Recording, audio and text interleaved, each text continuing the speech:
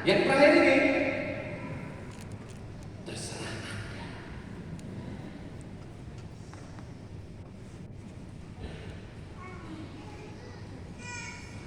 Para saudara yang terkasih dalam Kristus Tuhan,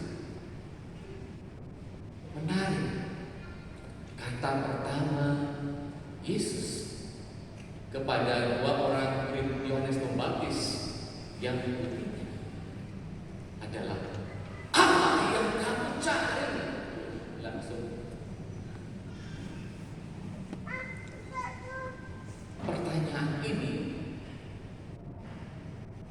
bukan Yesus mewartakan, bukan Yesus mewahyukan sesuatu, bukan juga Yesus memerintahkan sesuatu, tetapi mengajak mereka menemukan apa kerinduan yang terdalam, motivasi dasar mereka untuk mengikuti Yesus. Ini seperti pertanyaannya Abraham Maslow sebelum mengeluarkan teori motivasi.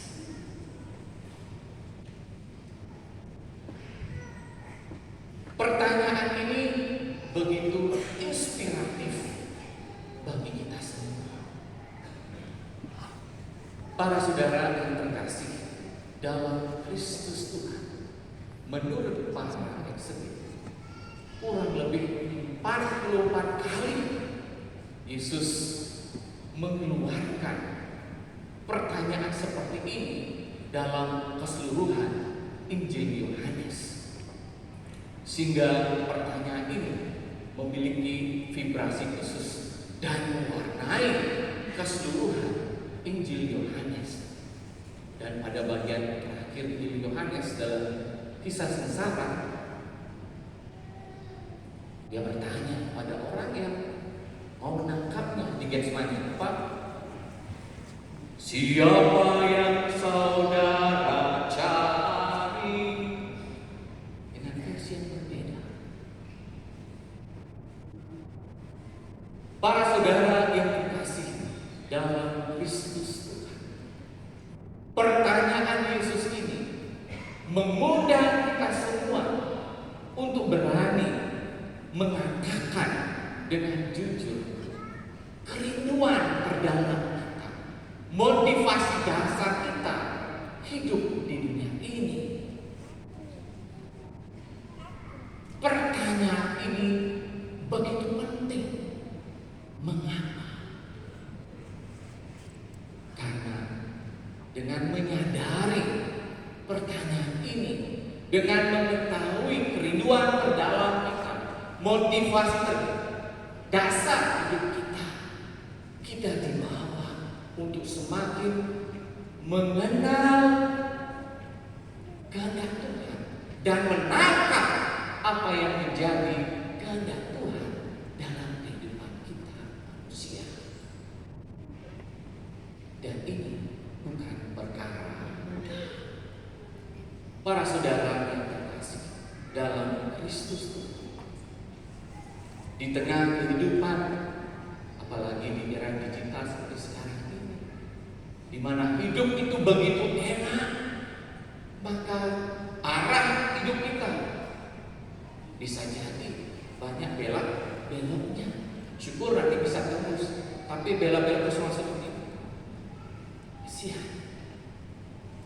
Maka bacaan kedua tadi kita diingatkan bahwa tubuh kita ini adalah baik roh kudus.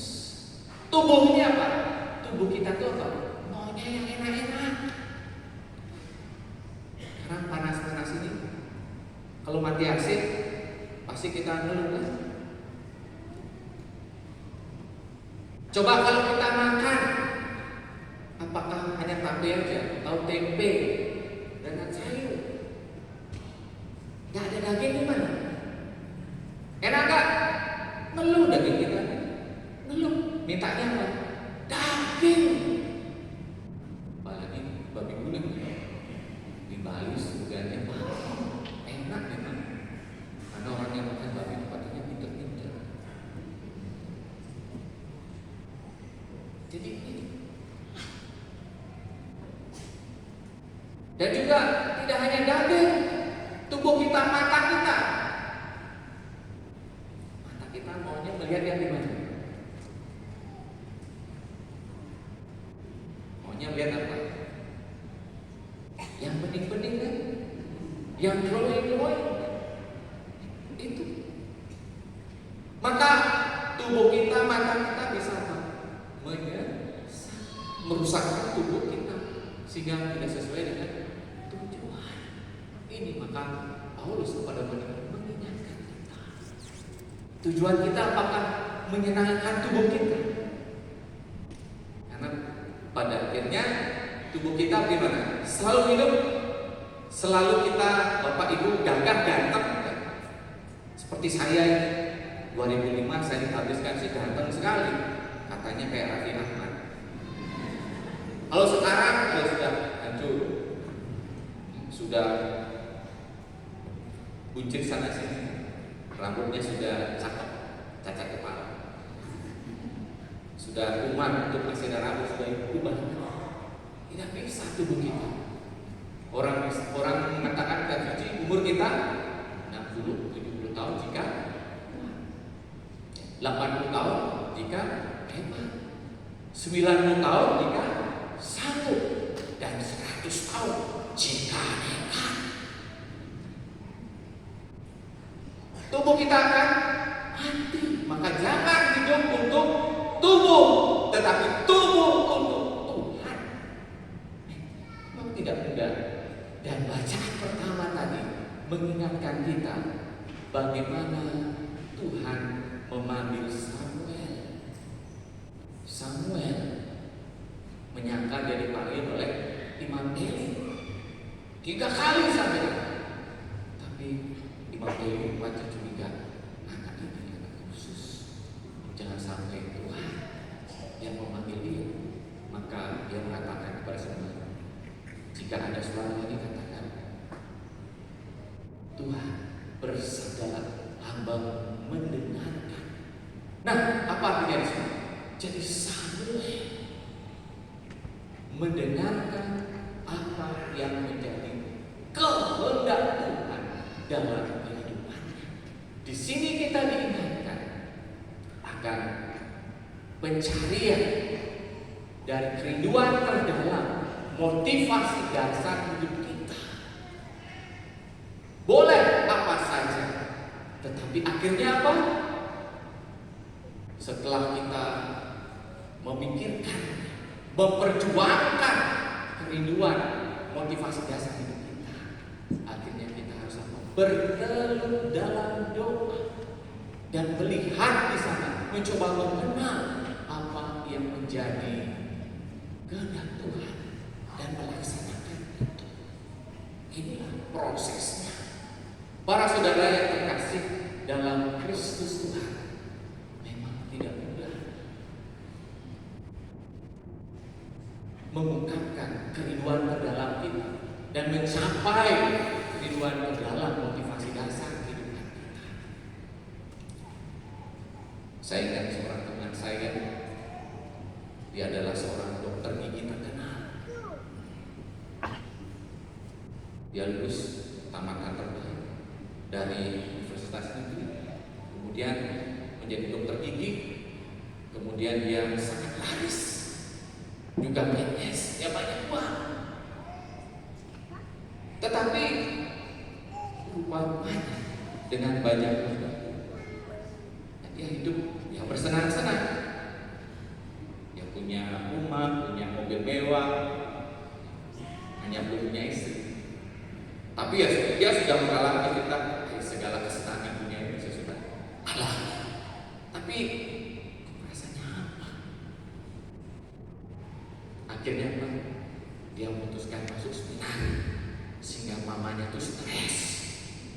Bukan dia yang stres, mamanya stres. Karena bingung alat-alat praktek giginya itu dibawa kemana. Dan juga pendapatannya penghasilannya untuk keluarga sudah besar.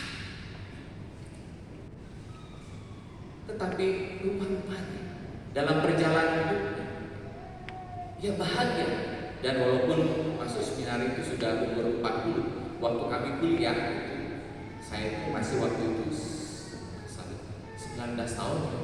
Saya duduk berdua dengan dia itu kayak bapak dan anak. Karena dia umurnya sudah 40 tahun, dia sering cerita. Dan akhirnya dia juga ditabiskan menjadi seorang imam yang cukup diandalkan di tarikatnya dan juga dicintai oleh umat di paroki yang dia tugaskan. Tapi lihat bagaimana kehendak Tuhan dalam perjalanan dibelokkan oleh Allah, tetapi bagi seseorang yang melakukan mengimani itu sebagai kehendak Tuhan, membawa kebahagiaan dalam hidupnya. Selanjutnya, saya pribadi juga bagaimana mempunyai kerinduan terdalam motivasi dasar panggilan menjadi imam. Itu pun saya berjuang. Saya bercita-cita menjadi imam muda, nantinya boleh distudikan ke luar negeri. Itu cita-cita saya.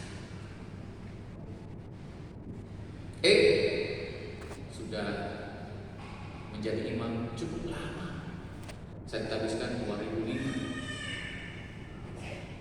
Akhirnya tahun 2018, di mana umur saya sudah 40 tahun, baru saya mendapat kepercayaan untuk distudikan, rencananya di Salesian, belajar pedagogi di Roma.